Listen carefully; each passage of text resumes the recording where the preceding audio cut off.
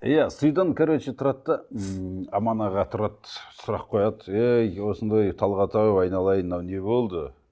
Әлі бастап отырмын. Соны Талғат Мармаш тұрды да. Енді мен қазір жауап беретін болсам, көп нәрсе. Мынау команда футболшылардан кінә көп, дайындық жоқ, функционал жоқ, чемпионат бітіп жатыр. Октябрьдің кезі не болып кеткенін түсінбей қалдым өзімде. Бұлай отырмауымыз керек еді. Мен жоспар берген бұларға, соны талаптарды орындаған жоқ. Оны Аман аға қазір битейік деді. Мына кісі мен сұрақ қойдым, мен бір Бауыржан Исламхан туралы бір сұрақ қойдым, неменеге тез ауыстырып жібердім, соны ойнап жатыр еді. Ойнағысы келмей қалды оны, сразу мен білдім, ауыстырып тастадым деді. Содан тұрады да маған айтты, жаңа бәрімізге айтты, ағайындар осы жерде отыр екенбіз, өңкей қазақтар. Қазір бәрібір Алматыға ұшамыз. Астанаға ма ұшамыз? Аэропорт күтіп отыр. Сағат сөйлесеміз дедім. Қазір барамыз, самолетке кіреміз, аэропортта сөйлесеміз, әуежайда 7 сағат уақытымыз бар ғой біздің Қазақстанға. Сояққа барып сөйлесейік, қазір мына жерде уақыт созбай қояйық.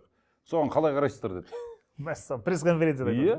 Енді екі сұраққа жауап берді, болды ғой, пресс-конференция состоялся? Да, состоялся. УЕФАның несі тұр, делегаты тұр, Черногорияның пресс-секретары хаттама бекітті, видео бар, фото бар, болды, кетті ғой. Соны айтты, болды деді, жарайды, онда бір ауыз сөзіңіз ғой деді, Аман аға айтты. Онда кетсек кеттік, мен де жетісіп бір сөйлесім келіп тұрған Жамал семен деді. Сонымен кетеміз деді.